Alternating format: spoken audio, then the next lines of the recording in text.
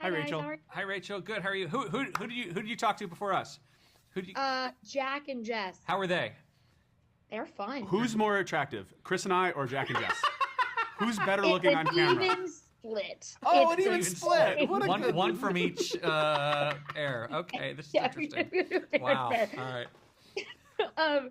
To start, I love that the multicam is back. I think Yeah. I'm a millennial, so I used to watch all of those shows, and then Nick at Night brought them all back. Yeah. And it Yeah. was just always kind of part Same. of the cultural zeitgeist, and then they stopped making them for a while. Yep. When you guys are approaching making a multicam show again, even if it is Fraiser, and we all kind of knew and loved Fraiser when it was on, what was the challenge in season 1 that like you figured out by the time you got to season 2 with it?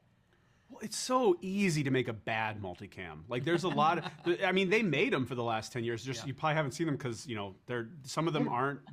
There's a version of the multicam where you just sort of pander to the live audience. You just get jokes out a mile a minute just to get the laughs. But if you're not engaged in the story and the characters, then the multicam's never going to work. That's why Frasier works. That's why Everybody Loves Raymond works. That's why all of those shows work, because you're invested in the characters. And those specific characters have specific point of views, and only they can say their lines. So season 1 was all about figuring out what our characters were, how well we could define them. So by the time we got to season 2, we knew who they were. There wasn't any more exposition clouding these episodes. You don't need the first act to explain, who are you again and why are you in this place? It's like, here's a funny, let's see Frasier play Cyrano, and then just go do that and don't explain anything else, which has been fun to do in season 2. Man, I did ask Jack and Jess this because one of my favorite tidbits of television history is that people sometimes forget that Frasier is straight up a spinoff show. Because I think it's very funny that it is one of the most successful spinoffs of all time. Yep.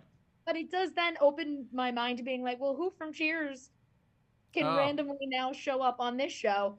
Has that ever like been a conversation about like making that again a clear connection? Yeah, absolutely. And because I'm super old, I watched Cheers in the '80s all the time, and it's a dream of ours for Frasier to explore some of that world. You know, Kelsey came in with a very interesting perspective on it, on his character, which is that at first Frasier is not going to be ready to talk to some of the people from Cheers. He's not 100% proud of who he was at that time of life, or who he thought he was, some of the things he did. And so he's going to be holding back a little bit. And we love that, but we hope that, especially by the time season 3 comes around, we're going to be able to have him run into a person or two, because it would be a dream of ours. And as a fan, I'd love to find out what is going on with everyone from the bar. Yeah, well, and I think it is, you know, it shows the power of not only Cheers but Frasier, that there still is that like love that audiences have for these stories.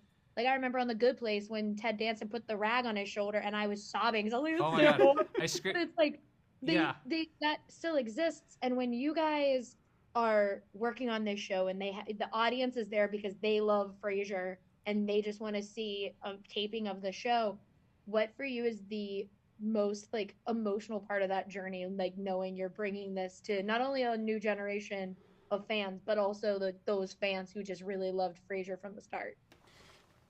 One of the best parts of every episode is Kelsey coming out and talking to the audience, and just basically he'll cry almost every night just talking about the character and how much he loves it, and how much he loves that these people. We turned so many people. We had to expand our audience size because we were turning so many people away in season 1, which is so hard in a multicam, like to bring in people. And so many people are like flying in specifically to see the show. And there's such a love and a connection between Kelsey and the fans.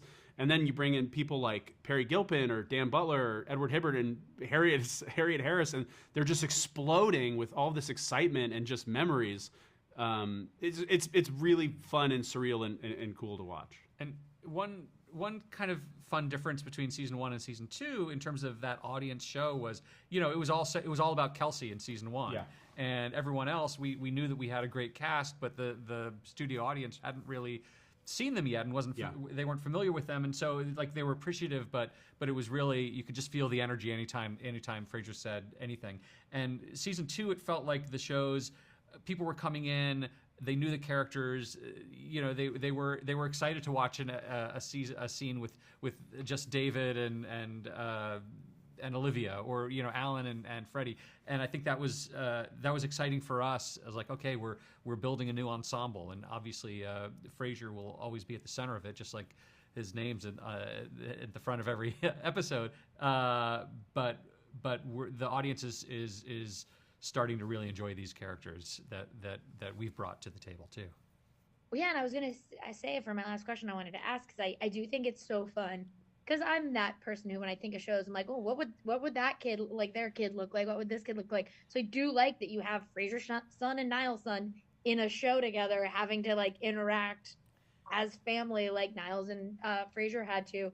When you're like mapping out the arc of these characters, especially now into season 2, do you have those moments where you're like, well, this is kind of fun that I'm playing with the children of these characters that I loved from before? No, it's fun to play like certain homages to it too. Like when I wrote that ham scene in the premiere, that scene where David's like fumbling with the ham, in the back of my mind, it's supposed to feel like tonally that time. I forget which episode it is, but David Hyde Pierce playing Niles is getting ready for Valentine's Day, and it's just like sort of that silent play of everything going wrong. So it's like it's not totally that, but it's like that's in his DNA makeup of David. Like that's the kind of thing that would happen to him. The same with like in I think it's episode 5 where David's literally reading notes that his father wrote. So getting to hear Niles's phrasing and words coming out of his son's mouth is very fun. And the dynamic between Freddie and David is obviously so different than the dynamic between Fraiser and Niles, but it's still that connection that's there, which is honestly we haven't even explored nearly enough. Seeing more Freddie and David will be a lot of fun in season 3, hopefully. Yeah, and I can't wait for everyone to get to see season 2, but also now I want all of that from season 3. Thank you guys so much for talking with me today. I really appreciate it. Thank you. Thanks, Rachel. Great chatting. You guys.